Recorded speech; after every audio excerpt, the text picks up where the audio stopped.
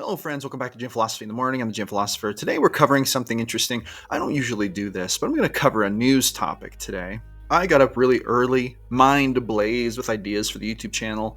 I jumped on the news to browse really quick, as I generally do. I kind of browse Wizards of the Coast news and things like that in the morning, especially on days when I don't have work. And today, I saw this Dungeons and Dragons creator banned from social media for defending fantasy like Lord of the Rings.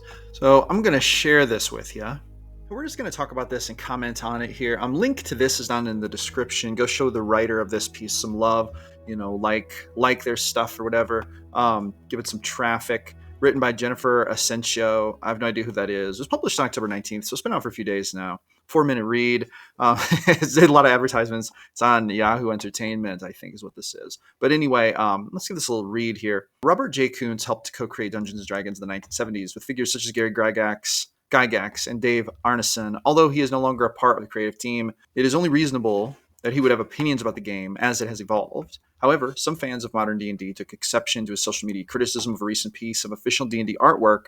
They reported his post for hateful conduct and got its visibility limited. So basically, some fans didn't like his social media criticism of an image, and they have the image here.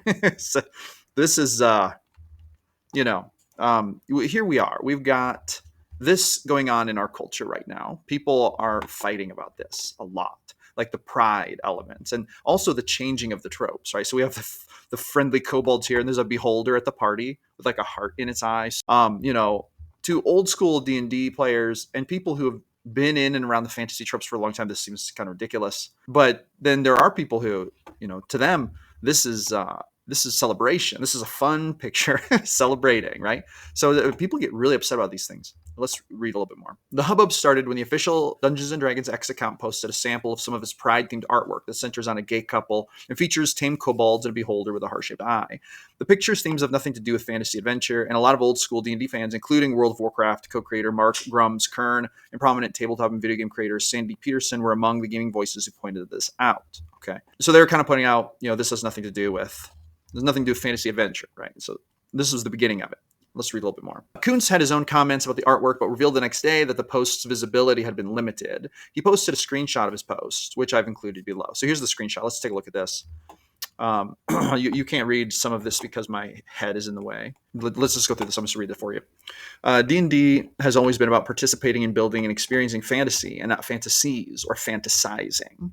It's about the fear and wonder of the unknown and not sociopolitical, postmodern, and nihilistic claptrap. It's about adventure and the parties in arms who excel in such quests and not papier-mâché parties. Legends are born with the former, while the latter produces, at best, gruel for the simple-minded who have no anchorage to the myths, legends, and stories that birthed the genre and its subgenres. All right, people interpret things differently, man. There's an element of this that feels gatekeepery to me, but I do understand. I understand that we have this history of rich literature based in the fantasy tropes, and with the new generations, their take on it. Sometimes it feels like it's just getting, really dismantled. It feels like it's getting destroyed. This trope that we love, right? And when I say we, I'm a little older now. I just turned 39, so I'm kind of a older guy now, and to me, I can understand where this is coming from, but I also feel I see the value in letting people basically take the art of yesterday and then reimagine it as something today. But let's keep reading. The latter's postmodern gobbledygook deconstructs the pillars of fantasy and mocks untold years dedicated to its classical beginnings and the creativity, wit, and imagination of its authors. It insults thousands of years of culture, literature, and folktales while standing on their ashes like some uniformed, midget-minded arsonist. Oh, he dropped the word midget. Why midget-minded? That seems unduly harsh, right? That seems unduly harsh. It's like I think it's just throwing insults. This sounds like kind of an emotional rant. I feel like Peter Dinklage, who played Tyrion Lannister, gave us an exceptional fantasy character, just an incredible performance in the fantasy genre, which I would say Game of Thrones is a solid, dare I say, classic addition to the fantasy genre, though maybe not high fantasy. Still, I feel like he would take great offense to this wording. It's like, is that to say that a person, with the mind of a midget is for some reason, not as good? He played this brilliant character, and he is a brilliant person, and he's a little person, right? So it's like, yeah, this seems a little unduly harsh to me. But anyway, it is an affront to truth in all cases, culturally and historically, and unlike the target it aims to impugn, I think it's impugn, mock and destroy it, itself will be consigned to the dustbin of history. Well, that's probably not untrue. A new generation will dismantle all of this and make it their own. So in that sense, he's right. I don't really know much about Kuntz, but anyway, let's continue. Kuntz is not alone in lamenting what has become of Dungeons & Dragons, as its current owners, which is Wizards of the Coast via Hasbro, seem intent on tearing down the fantasy tropes that made the game's setting in favor of postmodern identity, politics, and grievance studies. Gone are half-orcs and half-elves, deemed too problematic as mixed races. I have a thing or two to say about that. I don't like that. I don't think half-orcs and half-elves were problematic. I'm just going to say that. I don't think they were. I understand the arguments. I disagree with them. That's just me. People can do what they want, though. Orcs have been sanitized by activist academics who equate them with the ethnic minorities. That's fair. I mean, I feel like it's almost like I almost feel like it's racist just to think that way. But I don't know. I don't know if I've ever known anyone who's really thought that. They're like, oh yeah, orcs are like these minorities over here. That's who they represent. I've never heard anyone in the real world playing D&D equate orcs to that. But whatever. Drow, the savage ebon elf race that worships evil, have been civilized into a playable race. Slavery, colonialism, imperialism, and violence are also frowned upon as game elements, that there are rules in place that allow players to protest them. Current D&D marketing shows a pastel world of diversity and equity, but leaves out all the action and danger. In fact, the game is even marketing non-violent modules where adventurers must run a cafe or find dates for a dance. Oh, goodness. These types of role-playing scenarios are fine at a gaming table, but they are not D&D. So these are the criticisms here coming to light. Fans of modern D&D have decried Kuntz and the other big gaming names as tourists, hilariously accusing them of having never played the game or of trying to gatekeep it. That's kind of what I just said. But the writer of this is saying fans of modern D&D have decried Kuntz for basically not being a serious part of the game, never having played it, trying to gatekeep it. Okay. Most likely, it was the collective effort of such faithless actors that got Kuntz's arguably inoffensive post labeled hateful.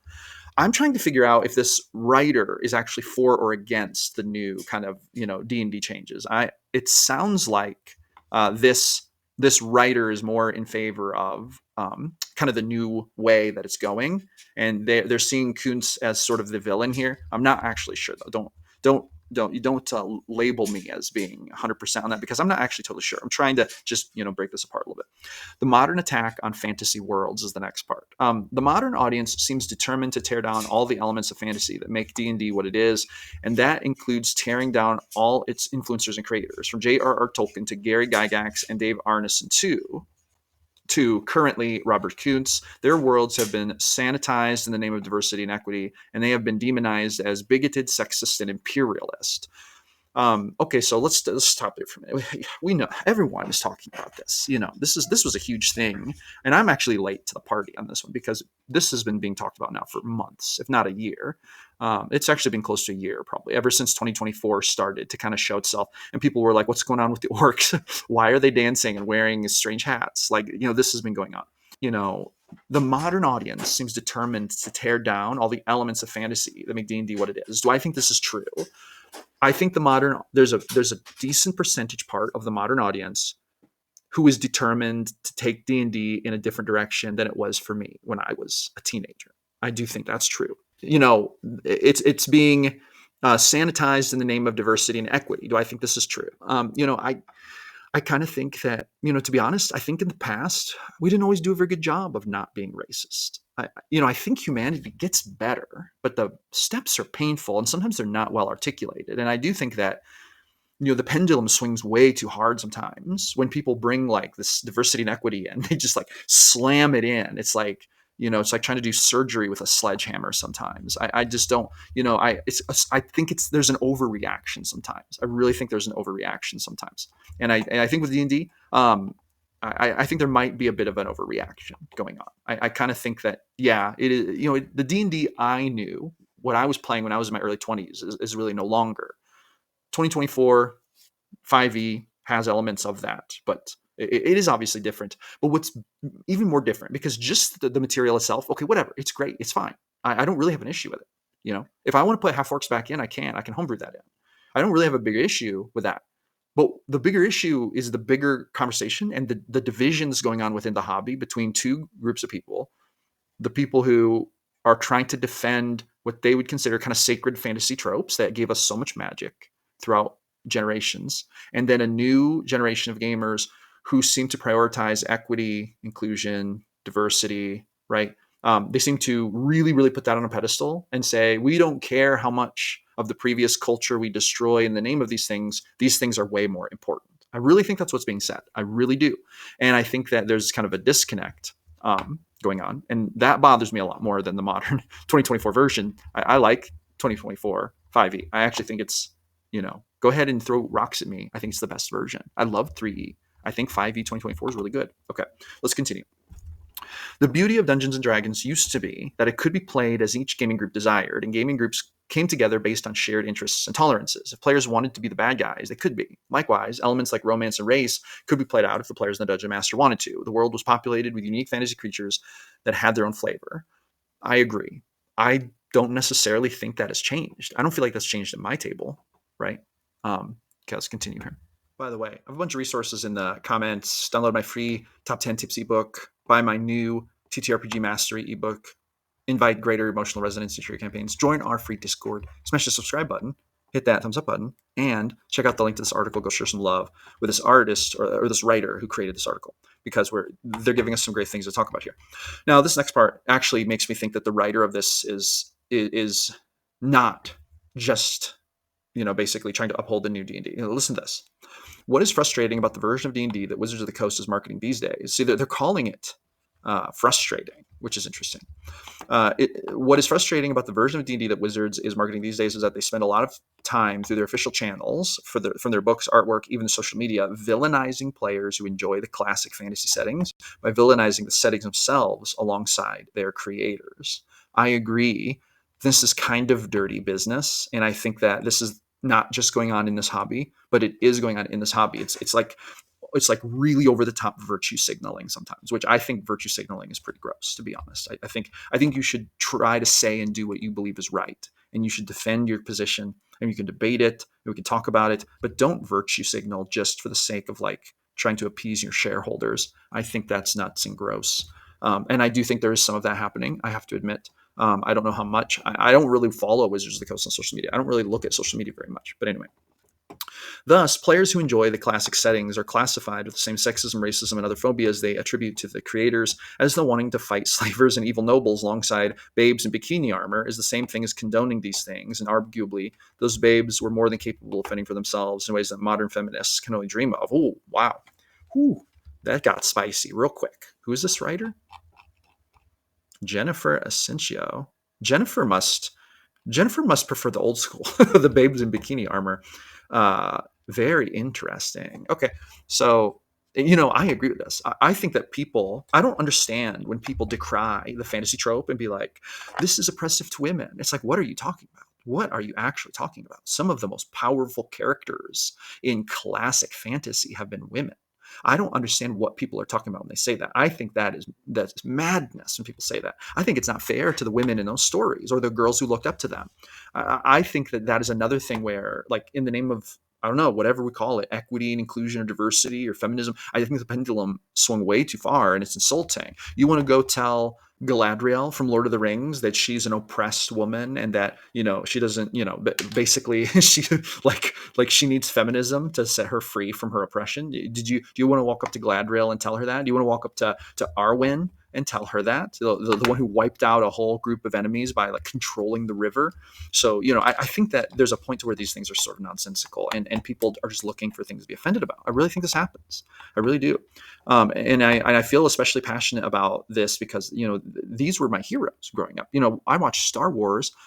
Princess Leia was a powerful, fierce, competent woman. I mean, I guess she kind of needed to get rescued in episode 4 when she was taken prisoner by Darth Vader, but then she ended up really, being as big a part of the effect of the rescue as anyone else. So, these were my heroes growing up. These are the people that I looked up to, including Princess Leia. I probably had my first crush on a lady watching Princess Leia. Definitely. Well, actually, high key my first crush. So, it is what it is. But anyway, so very interesting, super interesting stuff being written here. Let's move on. It's almost done.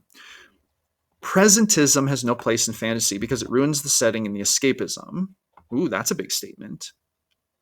Is that presentism?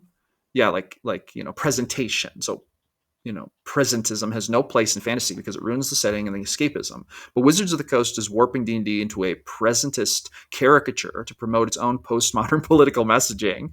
Ugh, maybe. The activists who support this are so fanatical that not only did they deny Robert Kuntz's authority, they tried to censor him. This is bad news, not just for D&D fans, but for fans of all classic fantasy. If the activist audience gets its way, it's as though the popular kids saw the nerds having fun, took over their hobby, and kicked them out of it. Nerds must stand up for geek culture or lose it forever to the activists. Well, here. I've been many things in my life, but a nerd is definitely one. And geek culture has been my culture more than any other culture. So I can understand. Wow, what a piece. Well written. Thank you for writing that, Jennifer Asensio.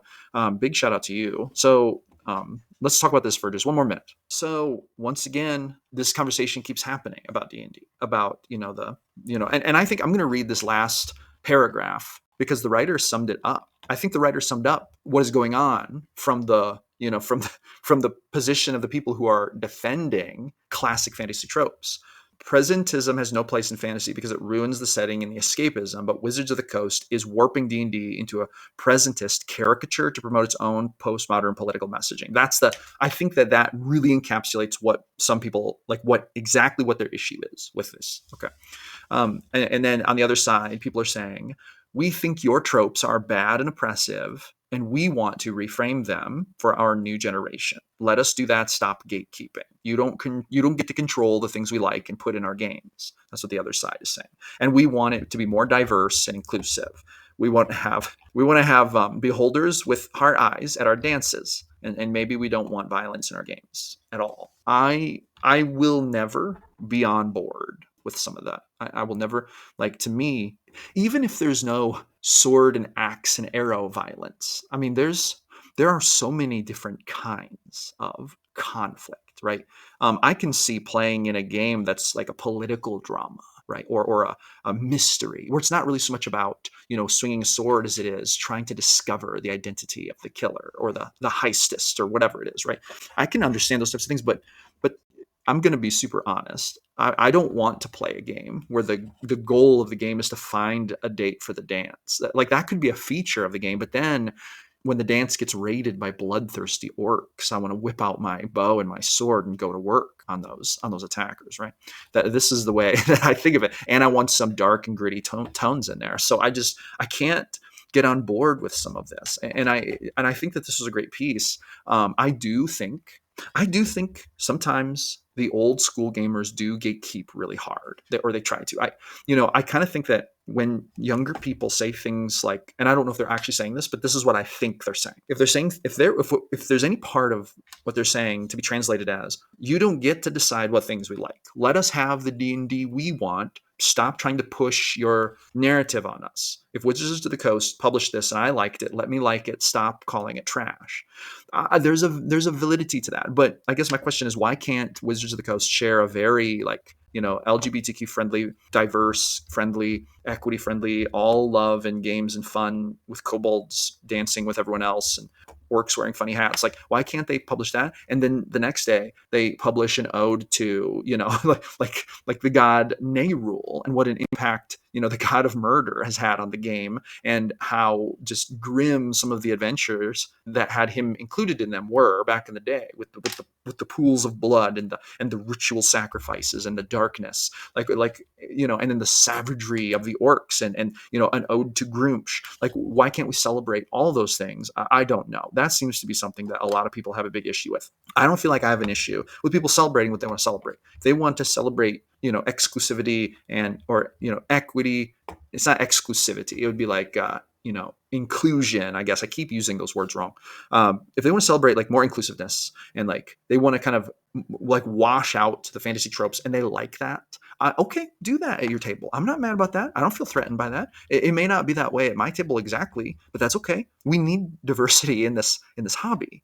But then like don't try to tell me that the tropes I like are bad or that they oppress people or that they're grounded in imperialist ideas and those are inherently evil ideas that we should remove from our psyche and from our game.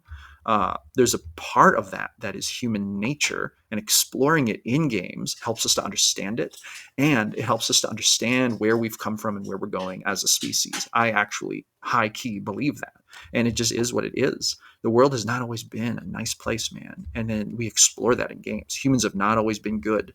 We're rarely good now, and we're the best we've ever been, in my opinion. Rarely are we actually good, but there's a lot more good, a lot more safety than there used to be, a lot fewer people dying of the Black Plague, a lot fewer, people getting killed just because of their skin color or being oppressed, just because they weren't physically strong enough to, get their freedom through a brunt brawl, with a club and a spear, right? There were a lot of issues. We've had a lot of issues as species to work through, and I think we're moving in a good direction. So I'm totally willing to let people have what they want in their games at their tables, and I don't have to necessarily want it in my game to let them like it. That's fine. Sometimes I think people get too upset. It's like, I don't like what you're doing. You can't do it. Why? Is it really hurting anyone? This stuff isn't hurting me. I'm still enjoying D&D, and I'm fine to let other people enjoy it. But now I'm starting to talk in circles. So boom, there we go. Drop a comment. Let me know what you think about this. I'm the GM Philosopher. Let me know if you like these kind of videos. Talk to you people, awesome people, on the next one.